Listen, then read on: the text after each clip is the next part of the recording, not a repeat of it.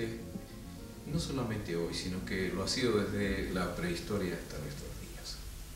Pero la verdad que también puede ser un arte que denuncia, un arte que integra, un arte que llama a las conciencias, especialmente hoy que vivimos una crisis de tipo ecológico. Hay un artista que se ha caracterizado en nuestro medio por este arte de toma de conciencia, de denuncia contra los atentados que se hacen hacia nuestra naturaleza. Ella es Bernardita Batia. Y Bernardita ha hecho de este tipo de arte algo que está recorriendo ya América y tiene una proyección insospechada. No sé si llamarlo por respecto a ella todavía un arte ecológico, pero ella va a definir lo que es su arte. Bernardita, el aspecto ecológico como temática, ¿cómo te surgió a ti y cómo lo has desarrollado hasta ahora? Partí, Ricardo, con el problema de la sobredimensión de las ciudades, de las grandes ciudades, la superpoblación de estas grandes ciudades, el hacinamiento humano, cómo ese hacinamiento humano vive en desmedro de la calidad de vida del propio ser humano. Eso, por la mayor preocupación mía al comienzo fue una preocupación más bien arquitectónica, y de ahí pasé a la parte urbana, y en la parte urbana, por supuesto, al medio ambiente, ya desembocando después de 5 años en el medio ambiente puro. Este aspecto ecológico de la contaminación de las grandes ciudades, como por ejemplo Sao Paulo, México, la Ciudad de México, y Santiago, que está tomando vertiginosamente el primer lugar de ciudad contaminada del mundo. No, yo espero que no sea el primero. Sí, todo el mundo espera eso, todos esperamos eso, pero la verdad es que cuando se va exagerando la nota de población, como tú decías, también se exagera todo lo demás. Todo lo Movilización, contaminación, aspectos acústicos y todos esos elementos. Muy típico de los países subdesarrollados o en vías de desarrollo, porque los desarrollados no sucede. Sí, tienen ciertas normas y se respetan. Normas de Ahora estamos descubriendo urbana. que hace más de 50 años que las normas no se han respetado. Así es. Ahora, este entorno ultrajado, como se llama generalmente una de tus exposiciones, significa que la denuncia tú la mandas a todo el mundo o a alguien en especial, porque alguien hay un culpable en todo este tipo de cosas. No es solamente la persona que da el permiso como para construir en vertical cuando no está permitido, sino que también el que pide el permiso y la gente que compra ahí donde está entonces todo eso prohibido. Eso es para una toma de conciencia hasta qué punto. De todo el ser humano, de toda la raza humana, desde el que da la autorización, como dices tú, hasta no su usuario directo, porque puede que no sea el residente de ese edificio al cual tú haces referencia, que no necesariamente va a ser un edificio el que va a contaminar, sino que hasta el peatón que pasa frente al edificio, que tiene que tomar conciencia respecto al problema. Sí, esto de la suciedad en las calles, que tú también escribiste, especialmente cuando tú hiciste este viaje para la 20ª Bienal Internacional de Sao Paulo, donde fuiste justo con Jorge Gaeta, Humberto Nilo, Enrique Zamudio, Bernardita Batia. Esos elementos, la conciencia de que la gente en Chile, por lo menos ya en Santiago, con esta cantidad enorme de allegados que llegan de provincia, botan papeles en todas partes. El metro ya está contaminándose en sus subidas y bajadas y la gente no se da cuenta de que van ensuciando el entorno y eso llama a una contaminación. Pero de repente no son los allegados. Yo no sé si el enfoque del problema está en los allegados. No, te quiero decir que la ciudad está creciendo artificialmente. Y el crecimiento de la ciudad artificialmente viene porque se está despoblando las regiones, especialmente las zonas rurales. Entonces todo el mundo tiene que llegar a Santiago. No tiene por qué, no tiene nada que ofrecer por lo demás y se convierte en un problema. Y el problema llama al otro problema, a eso me refiero yo. Entonces, toda esta gente que no tiene nada que ofrecer, que se viene de todas maneras a Santiago, empieza entonces a mayor población, mayor requerimiento de movilización. Por supuesto. Mayor requerimiento de movilización, entonces ya es una empresa y así vamos Es descolgando. un problema del desarrollo no planificado. No planificado. Ahora, ¿cómo simbolizas en tus obras de arte toda esta masa que acabo de nombrar yo, incluyéndonos todos nosotros sin excepción? ¿Cómo lo simbolizas? Lo simbolizo con el uso de las reses o vacas más popularmente conocidas, precisamente por esa pasividad, esa, no puedo decir inocencia, porque no puedo pensar que el ser humano sea tan inocente respecto al daño que produce, esa utilidad que se hace del ser humano y de la masa, que a veces digamos, es inducido a contaminar, ¿no? O le ofreces tú N alternativas desarrolladas, entre comillas, que hace que esa masa vaya a contaminar. Es lo mismo que estas vacas que las llevan de un corral a otro y las inducen a comer pasto, las inducen a no comer el pasto. O sea, tú reaccionas frente a la pasividad del ser humano para hacer las cosas que no debiera hacer. Exacto. Y el que a lo mejor no quiere tampoco hacer. Pero también el animal, he venido yo a realizar esto, digamos, a realizar intelectualmente con respecto a mi obra después de unos 3 años de estar haciendo vaca, que también pensando muy hacia adentro el por qué la vaca y no otro animal, y por qué el uso del animal y no otro símbolo. Y en realidad he concluido que es un poco la historia antropológica, es un poco la historia del hombre.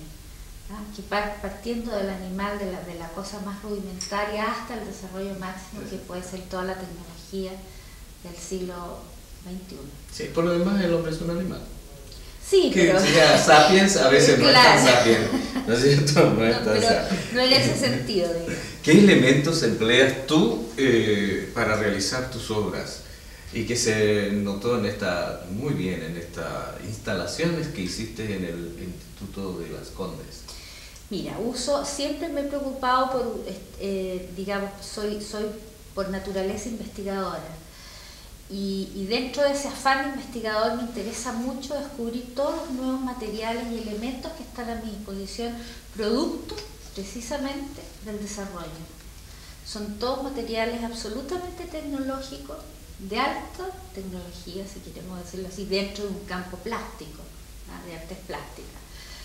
En este caso concreto son micas de poliéster, láminas de poliéster, que no se producen en Chile, son alemanas, el material es alemán, tremendamente ingrato de trabajarse porque es altamente tóxico, la pintura con la cual se trabaja. Trabajo con pintura PVC y con ciclohexanona, un ácido que disuelve estas tintas, que eso es lo que las hace muy tóxicas. Es de difícil trabajo, de difícil adherencia, porque el poliéster no tiene porosidad, es absolutamente liso, y por esa misma razón tú pierdes el trazo al dibujar, lo cual te obliga a hacer un dibujo previo en papel y de allí traspasarlo al poliéster, también a mano. Y también este mismo material, al ser tan liso y tan poco poroso, te obliga a endurecer un poco el dibujo, endurecer un poco el trazo. Entonces es bastante ingrato en ese sentido. Todo se convierte como en silueta, algo así. Exacto, digamos, aprovechando el material es que yo lo convierto en silueta. Gracias por la ayudita que me diste. De silueta no me había venido a la mente. Pero es cierto, ¿ah? Y por eso mismo, aprovechando la transparencia de este material, es que yo trabajo el primer plano en un blanco y negro, un plano posterior en los grises y posterior otros grises, y van otros grises pegados a los muros, precisamente aprovechando la transparencia del material que me da la posibilidad de crear una tercera dimensión. Un volumen. Un volumen, exacto. Dentro de todo el espacio de la instalación. Bernardita, tú eres feliz, te has realizado como artista en este tipo de arte que a lo mejor no es tan comprendido y a lo mejor tampoco es tan comercial. No tiene nada comercial, es bastante ingrato, no es nada comprendido. Te diría que no es comprendido ni por el público en masa y generalmente por la crítica especializada, es bastante poco comprendido. Sí es muy comprendido a nivel académico, a nivel universitario. A raíz de la Bienal de San Pablo, por ejemplo, y de la comprensión que tuvo el trabajo, fui convidada por la Universidad de San Pablo a un congreso en julio que hubo en Porto Alegre, curiosamente por una sociedad científica, a que yo les explicara a los científicos, arqueólogos, antropólogos, sociólogos, cientistas políticos, el cómo yo, una creadora visual, tenía todo un planteamiento científico detrás de este trabajo y cómo conseguía dar toda esta facilidad e involucrar al público en él. Entonces, en ese sentido, es un trabajo que tiene una muy buena acogida académica, ¿no? Y yo con eso me siento tremendamente satisfecha. Casi de repente doy gracias a Dios de no tener que vivir de mi trabajo y poder darme este gusto, porque es un gusto en realidad, ¿no? Y estar fuera un poco del circuito comercial del arte. Eso es gracias a que no necesito vivir de él. El día que necesito vivir de él no sé qué me va a pasar. Ni sabes lo que vas a hacer. Ahora, el problema es lo que presentaste en el Instituto Cultural de Las Condes. ¿Cómo podrías definirlo? ¿Cómo podrías explicarlo tú? Bueno, es una instalación. Las instalaciones tú tienes que irlas adaptando cada vez a la circunstancia del espacio del cual dispones, ¿no? Entonces lo que tú visualizas o trabajas para, imaginémonos una Bienal de San Pablo, en que yo mandé mi maqueta y que se me hizo el espacio, tenía yo el espacio exactamente como yo lo necesitaba para mi trabajo, tienes que llegar y adaptarlo a un Instituto de Las Condes que es otra realidad espacial, absolutamente. Y así sucesivamente va pasando con las instalaciones. Si esto, imaginémonos, se fuera a Temuco, tendría que adaptarse al espacio disponible que hubiera en Temuco. Y eso además es muy rico y muy valioso porque tu obra va cambiando. Cada vez que la instalas pasa a transformarse en una obra distinta. Pasas a poner o a sacar elementos. En este caso, en el Instituto de Las Condes, por ejemplo, hubo que sacar un elemento que era bastante importante en la instalación, que es el macizo andino, que medía 7,20 metros de largo, y como acá teníamos que distribuirnos el espacio entre los 4 expositores, cada uno tuvo que ceder parte de su obra. Bueno, yo cedí los 7,20 metros y no los expuse, digamos. El macizo andino, que era bastante importante dentro de la instalación, porque la instalación, como iba a una Bienal Internacional, yo trabajé para esa Bienal Internacional, digamos, adapté mi obra, los formatos y todo a esa realidad. Y dentro de esa realidad entonces estaba precisamente el problema latinoamericano y como elemento integrador de los países latinoamericanos y americanos, norteamericanos, o angloamericano, era la cordillera de los Andes, el macizo andino, que siempre pensamos que la cordillera de los Andes es algo inherente absolutamente a nosotros, y no es cierto. Los pueblos andinos son todos. Esta cordillera parte allá y termina acá. Y bueno, y de eso se trataba precisamente el macizo andino. ¿Y lo que quedó, cómo lo explicarías tú? Lo que quedó en Las Condes, son 4 escenas urbanas. 2 de ellas, una hace referencia directa a la ciudad de San Pablo y la otra hace referencia directa al Ministerio de Educación en Río de Janeiro. Como yo viví en Brasil 9 años y me formé, mi formación plástica es brasilera, me encontré con el derecho de decirles a mis ex compañeros todo lo que les estaba sucediendo en estos últimos 10 años en que yo no había estado viviendo allá. Y entre las cosas que más me llamó la atención, por ejemplo, en Río de Janeiro, fue el encontrarme esta ciudad maravillosa, que tiene hasta una canción que dice Ciudad maravillosa. No la encontré en ninguna parte porque, producto de la pobreza o de la dejación de las autoridades, no sé realmente cuál es la causa principal de ello, era una ciudad sucia, dejada, un museo incendiado que nunca ha sido reparado, o sea, todo se vivía un gran deterioro, y cosa que me chocó muchísimo porque es una ciudad que vive del turismo. Entonces, ¿cómo le entregas todo este deterioro al turista? Y después, otra de las obras, esta obra del Ministerio de Educación en Río, es la que representa imágenes con figura humana, la única que tiene figura humana en la instalación, que es precisamente un poco para demostrar cómo la arquitectura racionalista, que ya por suerte no se hace más porque se descubrió que no era muy racionalista, tiende a maximizar la escala del ambiente donde el ser humano se va a tener que desarrollar, que es el caso del Ministerio de Educación en Río, que es un proyecto de Le Corbusier, del año 37 o 39, no recuerdo bien. Y después otra de las imágenes en que hay una torre de un edificio, con un ambiente muy gris, es el edificio del Citicorp, en la avenida Paulista en San Pablo.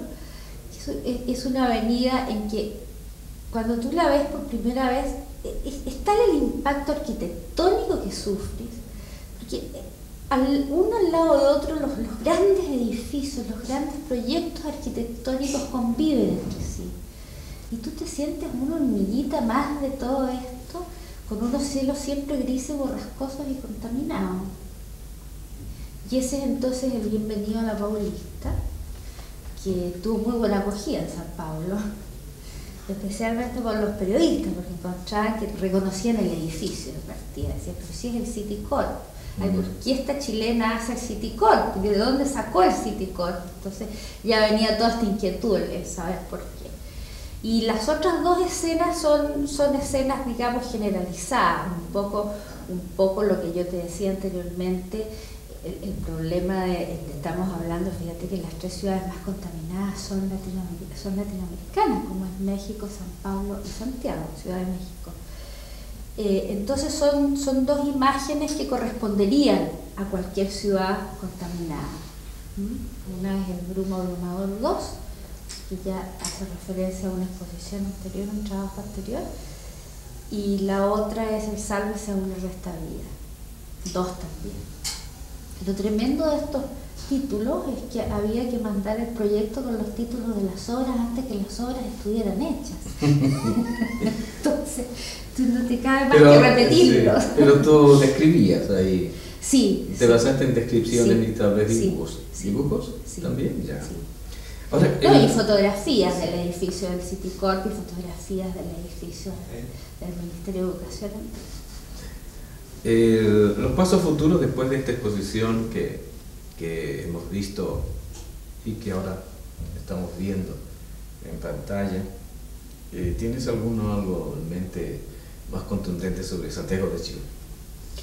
Mira, yo en este momento estoy en un impasse con respecto a mi proceso creativo, lo cual lo encuentro muy bueno, excelente, porque cuando has estado produciendo anualmente una exposición, es bueno tener un periodo de decantación. Estoy en ese periodo de decantación, tengo que preparar una exposición para septiembre de este otro año en el Museo de Arte Moderno en San Pablo, también es producto de la Bienal, y me están pidiendo ya el proyecto, o sea, aquí me va a pasar lo mismo con los títulos, tener que poner los títulos a priori. Y estoy precisamente en la elaboración de ese proyecto y cuestionándome mucho si lo que quiero representar en Brasil nuevamente es Chile o quiero representar toda la masa humana, seguir con toda la masa humana, o irme a algo bastante más contingente que me interesa, que ya lo he empezado a desarrollar. Incluso mostré un trabajo del Instituto Norteamericano en el mes del Medio Ambiente sobre la Antártida.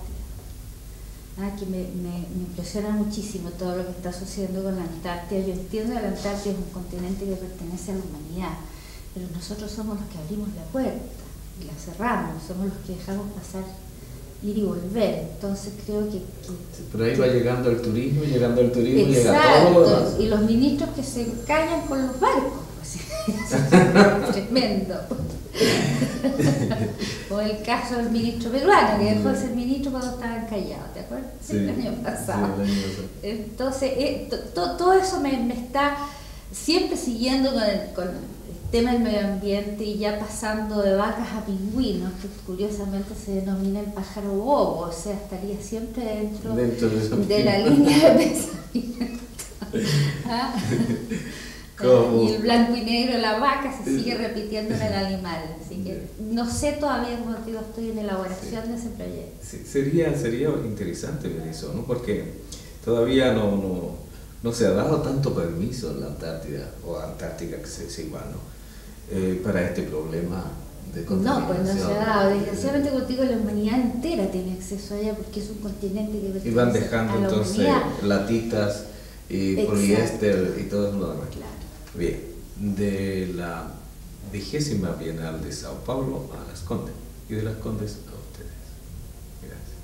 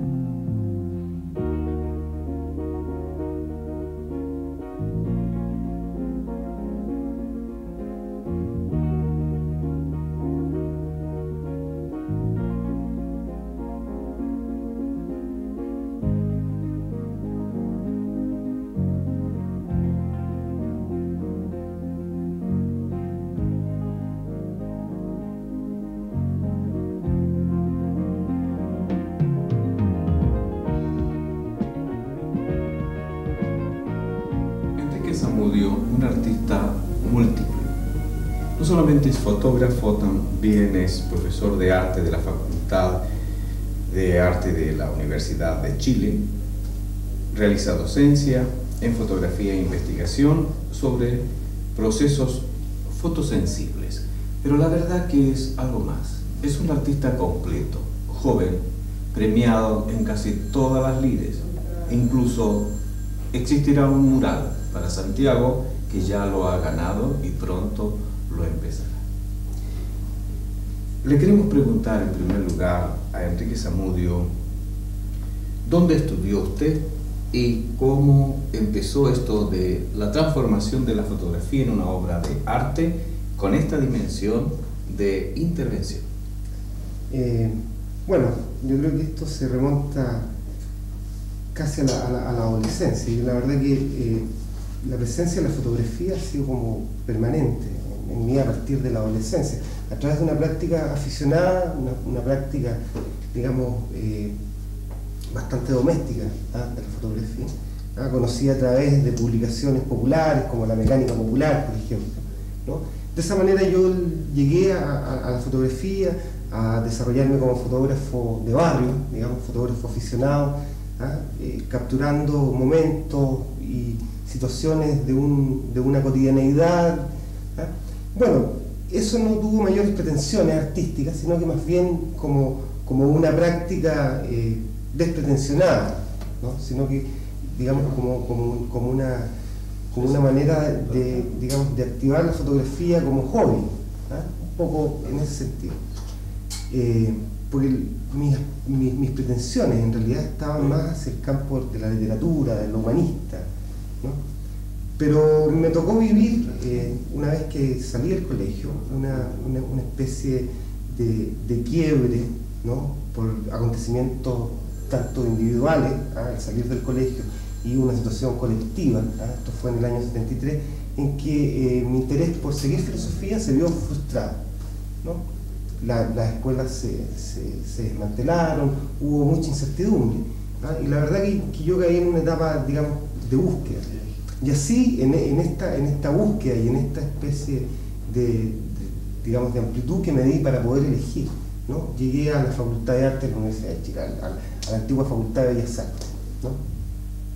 Bueno, ahí inicié un proceso, digamos, ya inserción definitiva dentro del arte, la formación artística, ¿no? Que no tenía nada que ver con todo lo que yo había hecho anteriormente. Y dadas las características curriculares que se daban en ese momento en la escuela, yo pude alternar diferentes disciplinas. Estudié pintura, que es una de las especialidades más fuertes de la Facultad de Arte, y yo diría que es la técnica con mayor tradición dentro del arte. Por lo tanto, la aspiración de casi todas las personas que ingresan a una escuela de arte es la pintura, ¿no? Pero la gráfica antes que la pintura propiamente tal. Pero eso es más contemporáneo, quizás, la gráfica. Yo recuerdo, por lo menos en esos años, el año 74, 75, la gráfica en Chile aún no tenía una presencia, ¿no? No tenía la contundencia como ahora. Como ahora, y como también llegó en momentos de fines de los años 70, que fue muy fuerte. Digamos, de la década del 70. La década del 70, que fue muy importante, muy nutrida en obras y en autores, ¿no es cierto? Que son los que de algún modo le dieron la base, el piso orgánico para que se siguiera desarrollando en los años 70. Pero a esa altura de los 74 no había mucho interés por la gráfica, a excepción de técnicas tradicionales como el grabado, ¿no? Que sigue siendo una técnica fundamental y madre, ¿no es cierto?, de todo el desarrollo gráfico. Entonces, me inicié en la pintura, retomé la fotografía, ¿no? Ya a través de una utilización más consciente, más expresiva, ¿no? Abandonando la cosa anterior, y bueno, ahí relacionando un poco técnicas tanto provenientes del campo de la pintura como de la fotografía, y naturalmente el grabado, que fue algo que me entusiasmó mucho, ¿no? Pude llegar, digamos, a interdisciplinarme. Ahora, yo hice un recorrido, digamos, característico en cada una de estas disciplinas. Traté de ser pintor, no me satisfizo de manera completa. Traté, digamos, el grabado sí lo tomé con mucho entusiasmo. Me siento grabador incipiente, digamos. Eso requiere de mucho trabajo, de mucha disciplina, ¿no? De mucha rigurosidad y de mucha constancia y dedicación. La verdad que el grabado es algo que se necesita una vida para poder desarrollarlo, pero estoy tratando de continuarlo, ¿no? Y la fotografía, que consecuencialmente al haberme involucrado en estas técnicas anteriores, le fui tomando como otro interés, ¿no? Y la fui descubriendo dentro del campo, más que nada, de su artesanía, de su manipulación técnica, y fundamentalmente en el campo semántico, en el campo de los significados, de lo que empezó a hacer la fotografía a partir del advenimiento de la gráfica en esos años 70. O sea, fue coincidente el hecho de que yo estuviera trabajando o alternando dentro de estas técnicas y que se estuviera dando en Chile una suerte de renovación de las técnicas que, digamos, ocupaban el escenario pictórico chileno. Y eso fue más o menos una coincidencia de época, y fue lo que en definitiva me permitió relacionar y más o menos involucrarme dentro de un campo específico de la gráfica, ¿no? Prescindir, perdón, de cada una de las técnicas en particular. La fotografía capta un tiempo, un momento. El artista que hace con esa fotografía, que hace Enrique Zamudio con esa fotografía, con ese tiempo, con ese momento, lo refleja a un futuro, lo interviene, lo deja en el pasado, profundiza el pasado. ¿Qué hace para lograr un cuadro que sea premiado? Bueno, eso es, digamos, quizás eventual, ¿no? Pero el problema del tiempo dentro del arte es un problema sustancial, es un problema esencial. La verdad que es un problema de vida, ¿no? El problema del tiempo. Por lo tanto, para el arte es un problema sustancial, en la medida en que el hombre, a través de su creación artística, está tratando de poder armonizar, de poder justificar, de poder insertarse en una existencia. Por lo tanto, creo que la fotografía, que apunta directamente a este problema del tiempo, ¿no? Y de manera tan especial, porque la fotografía tiene una cualidad, ¿no? De intervenir, de congelar, de determinar, ¿no? De cortar toda una fluidez de vida, detiene. La fotografía, cuando interviene con sus 60avos de segundo, o su milavo de segundo, capta ese instante, ese momento, pero lo detiene de la vida, lo saca, lo arranca, lo mata finalmente. Entonces, quizás de ahí viene un poco este carácter nostálgico, este carácter medio tanatológico, medio de muerte que tiene la fotografía. Y cierta tristeza. Y cierta tristeza, porque lo detiene, lo congela, ¿no? No lo deja por último, degradarse en el tiempo. ¿Eso es un romanticismo medio técnico? Es un romanticismo medio técnico, es un idealismo dentro de todo eso. Sí. La verdad que yo creo que las técnicas tienen que tener una proximidad sensorial, sensual, ¿no? O sea, la manipulación de las técnicas tienen que ver con lo que uno quiere expresar en el fondo. La técnica suya, por ejemplo, tomó una fotografía. ¿Qué pasó con esa fotografía ahora que usted la mira y piensa todo lo que me ha dicho? Nostálgicamente, está viendo algo que ya no está, fue demolido, por ejemplo. Claro. ¿Qué pasa con eso? ¿Cómo le da ese tono nostálgico, ese tono de tristeza? ¿Cómo logra que eso aparezca como algo que ya fue? No es consciente. No es consciente. Yo la verdad que me he preguntado muchas veces eso, porque puede resultar un poco una manera de hacer, digamos, el trabajar en este sentido tan nostálgico. Puede ser un cuento o una maqueta. Y la verdad que yo me lo he preguntado y no es así. Yo trabajo con fotografías que personalmente tomo, son contemporáneas, son actuales, y que dentro del proceso que yo utilizo, dentro de toda la artesanía que le aplico, van agarrando esta pátina, pero es inconsciente, es algo que va saliendo de una manera incontrolada, ¿no? Esto de intervenir la fotografía, ¿eso se emulsiona? ¿Cómo es el proceso técnico? El proceso a técnico... lo mejor, la captación a través de la cámara no da realmente muy bien el proceso, porque la fotografía aparece en cámara como fotografía, pero está intervenida, tiene otros colores, tiene rasgos idos, Claro. tiene todas esas cosas que podríamos explicarlo para que se viera en otra dimensión, ¿no es cierto? Sí. Yo creo que eso un poco reivindica lo que tiene, o la calidad que tiene el enfrentamiento al original. O sea, en arte Hay que ir a verlo. hay que estar frente a lo original. A lo original, sí, no hay duda alguna. Eso es fundamental. Pero por el momento expliquemos eso de la emulsión, que me interesa mucho. No Ya. para aprenderlo, sino que para comprenderlo. No, claro, por supuesto. Bueno, esto de algún modo surge a partir de una investigación personal de técnica, ¿no? La verdad que yo le hacía mención un poco a esta formación, un poco en grabado, un poco en pintura, un poco en fotografía.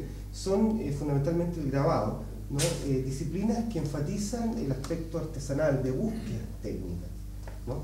Yo creo que en general el arte tiene una definición principalmente técnica, tecnológica, como el artista adhiere a una determinada manera de hacer o de manipular los materiales, ¿no?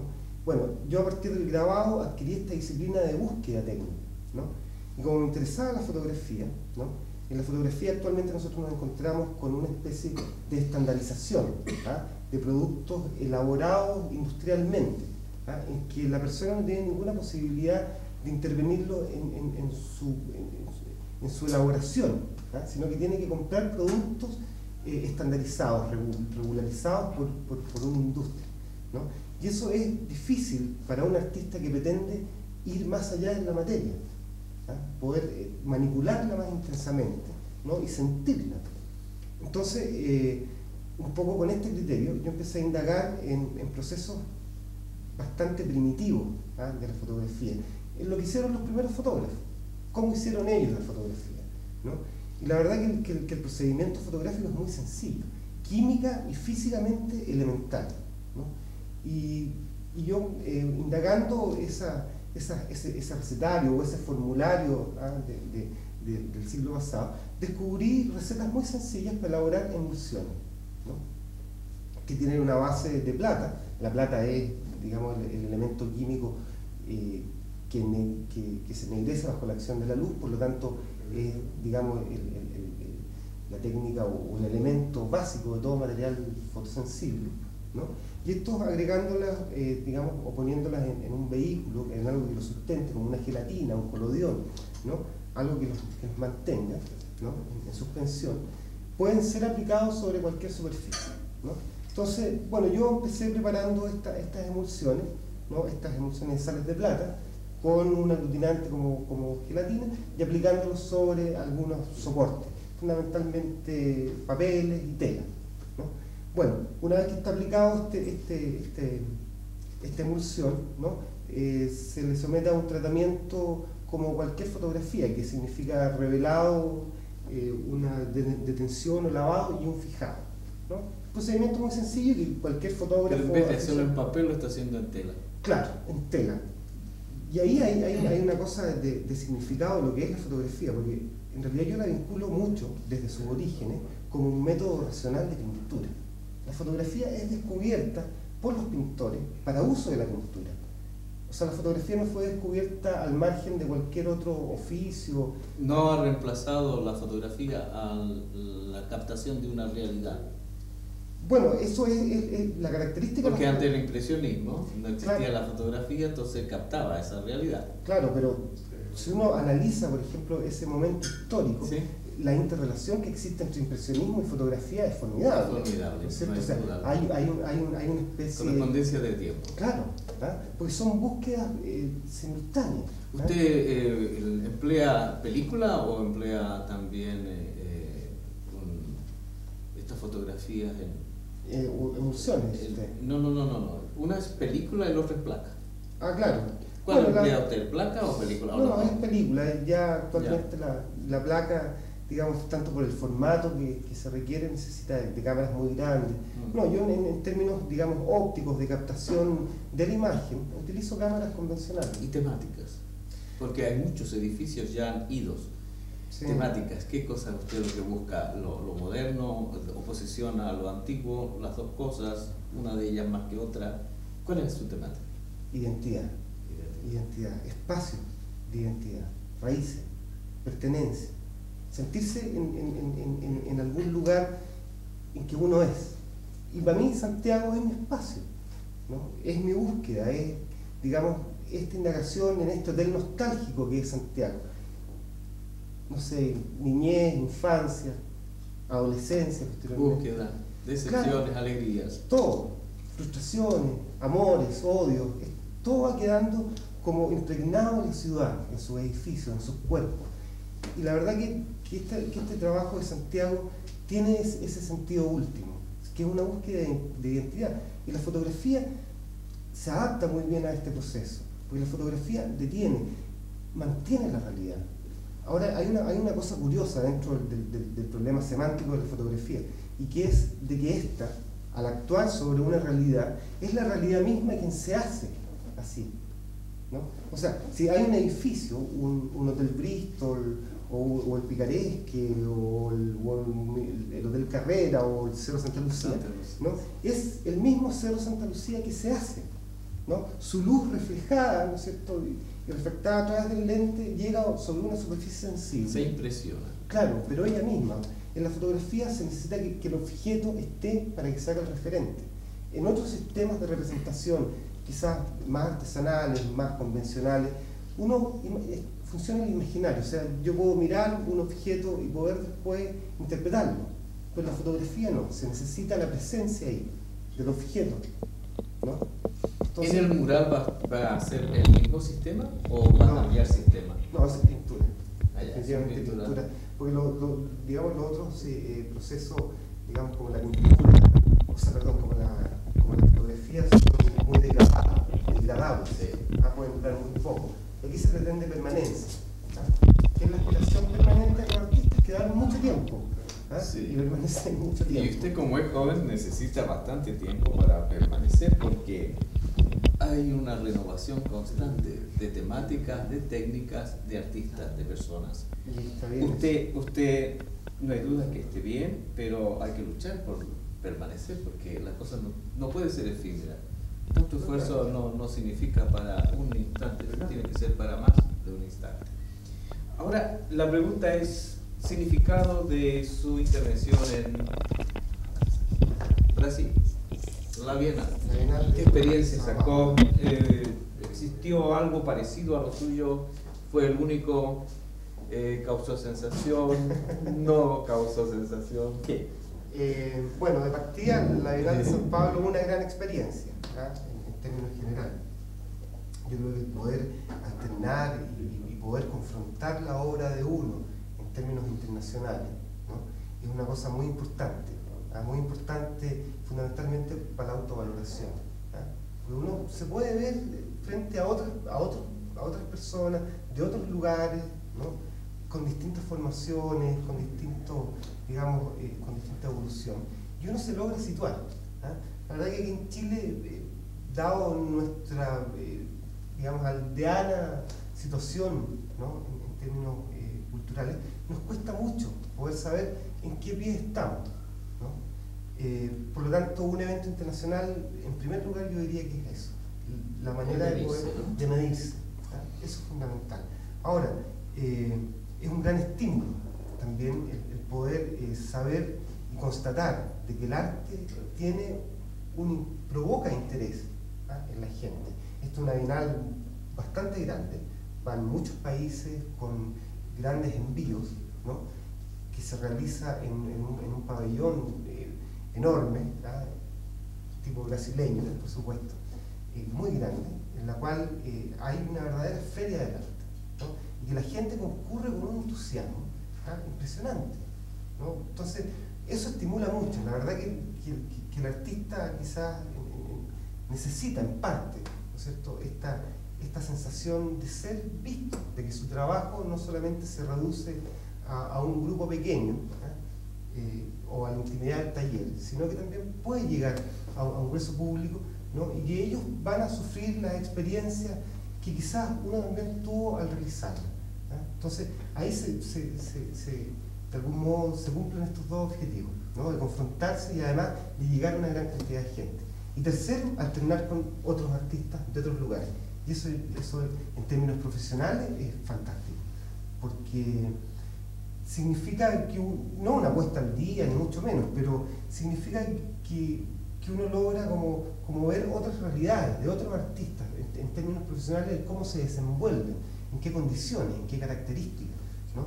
Porque hay todo un diálogo, hay toda una entrega de información de parte de ellos que es buena de tener, ¿no? Enrique, ¿usted considera que a lo mejor participar en una bienal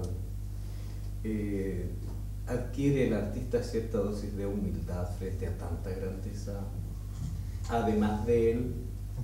Yo creo que en parte sí, porque esta misma cosa de ubicación, sí, ¿no?, provoca que uno sienta cuál es su lugar. Y bueno, y sobre todo en este tipo de bienales donde van artistas de una gran trayectoria y de una gran calidad artística, ¿no? A nosotros nos tocó presenciar en la última versión en la que asistimos, ¿no?, una serie de retrospectivas a grandes artistas como, qué sé yo, Yves Klein, por ejemplo, el francés, que llegaron con una exposición en el periodo de los años 60, toda esta época preconceptual, ¿no?, que fue de gran gravitancia posteriormente, ¿no? Y la presencia de dos artistas contemporáneos, artistas pop, que tuvieron presencia en San Pablo, como es Frank Stella, por un lado, ¿no?, y Richard Hamilton, el lado inglés, ¿no? Y la verdad que ellos asistieron, ¿no?, y es increíble poder tomar contacto con ellos y poder de algún modo alternar un par de palabras y fundamentalmente ver su recorrido artístico, porque en el caso de Richard Hamilton, que es un poco el padre del pop inglés, ¿no?, él llegó con una secuencia de sus grabados desde el año 55 hasta una pintura e instalación que presentó en la Documenta de Cáceres, la última versión de la Documenta de Cáceres, realizada el año 87, por ahí, ¿no? Entonces uno logra ver toda una secuencialidad de trabajo y una coherencia, uno logra ver en un artista cómo, digamos, el tiempo va unificando todo su trabajo, porque muchas veces a uno le pasa que se siente que ha roto de algún modo con el pasado, que está descontinuado o que no siente relación. Y al final yo creo que el trabajo de los artistas es siempre coherente, cuando el artista es coherente, ¿no?, cuando está entregado de manera disciplinada, de manera, digamos, profesional a su trabajo, ¿no?, hay una coherencia. ¿Y usted cree que la gente lo capta así, en una forma coherente también? Por supuesto. Si yo le digo a usted fotografía artística y lo suyo, ¿cuál es la diferencia? Porque ahora la fotografía está peleando el ser arte, no un arte fotográfico, sino que arte así con mayúscula y comillas, y lo que usted hace que ya no es fotografía lisa y llanamente, sino que intervención en una fotografía. teniendo la temática, la fotografía, y usted colocándole todo lo demás, de sentimiento, todo lo demás, entonces de nostalgia. Cargándolo. Entonces, yo creo que la respuesta es que lo que hace el arte es el artista, no las técnicas, ¿no? O sea, el decir que puede existir una fotografía artística como una fotografía publicitaria, no, la fotografía es la fotografía. ¿Ah? El artista hace de que ese medio, ese lenguaje pueda aspirar a niveles de expresión más elevados. ¿Ah? Por lo tanto, no existiría una fotografía artística, en mi juicio. ¿Ah? Sí puede existir la fotografía en el arte, ¿ah? Pero es a partir de la utilización por parte del artista, ¿ah? De su manipulación consciente, ¿no? Y sensible de las técnicas y de los materiales.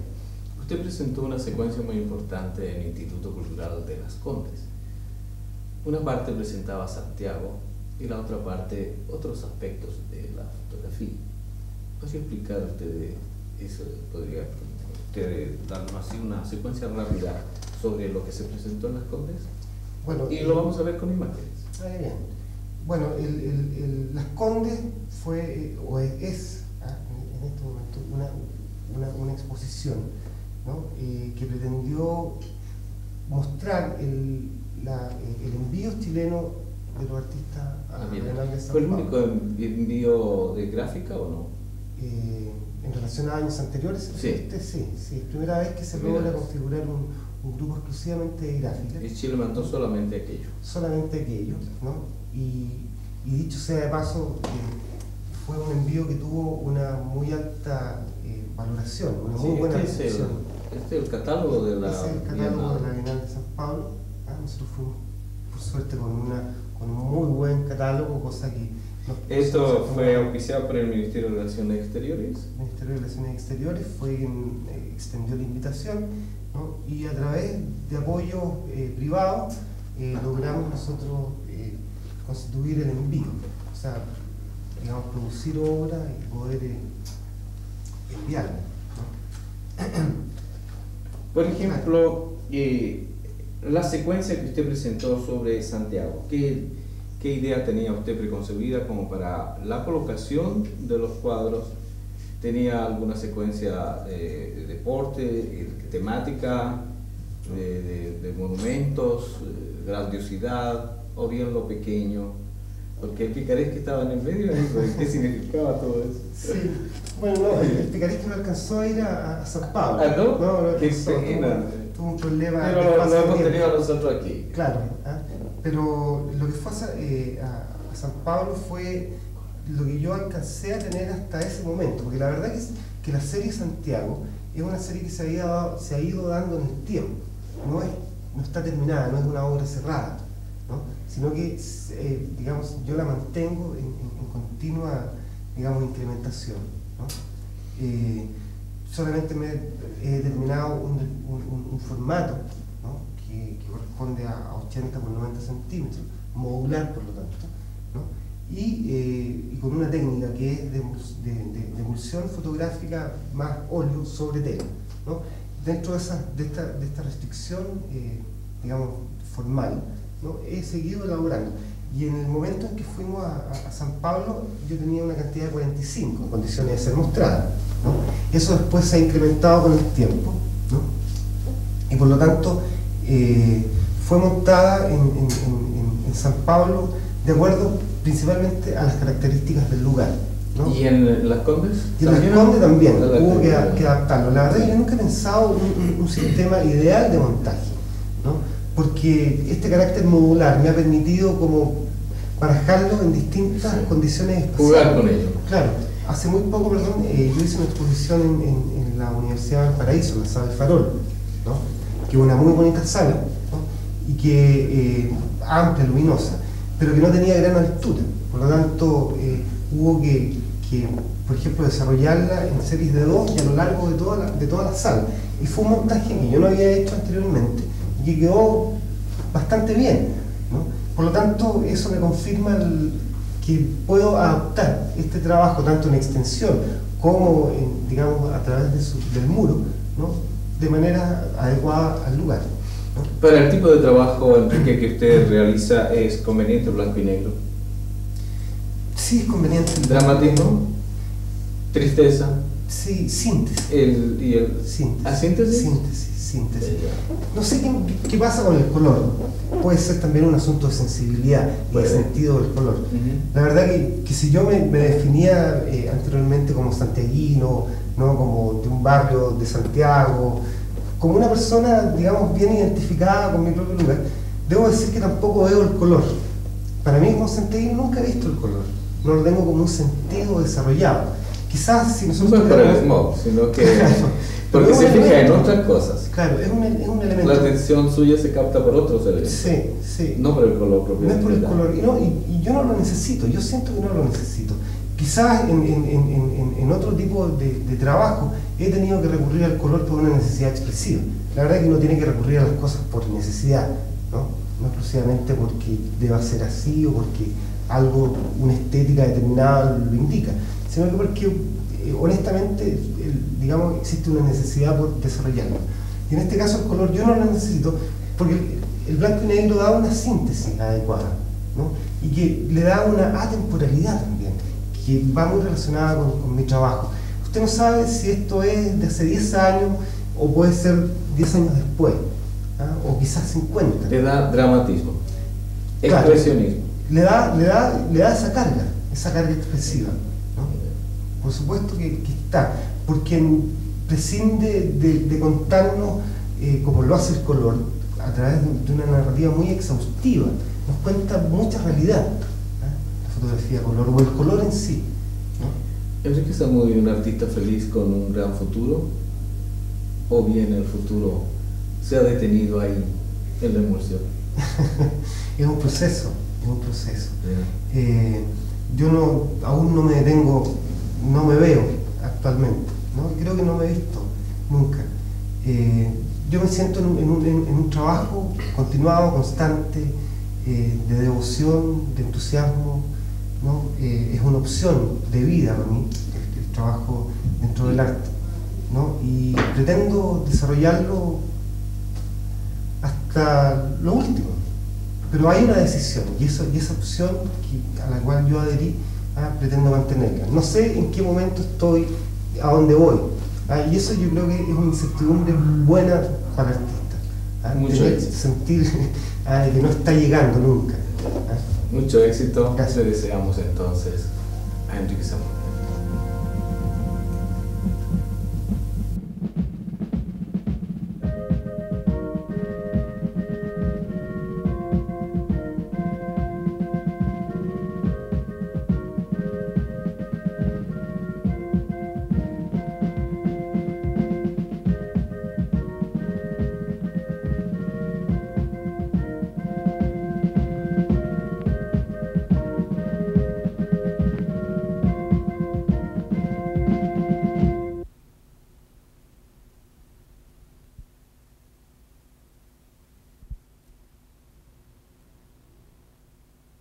To be honest, I didn't study for the test. Yeah. Picture. Did you study? To be honest, I didn't study for the test. Everybody. Did you study? Did you study? To be honest, I didn't study for the test.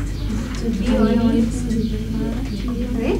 To be honest, I didn't study for the test. To be honest, I didn't study for the test. Good. Did you study? To be honest, I didn't study honestly. Good. I didn't study for the test. To be honest, I didn't study for the test. Did you study? To be honest,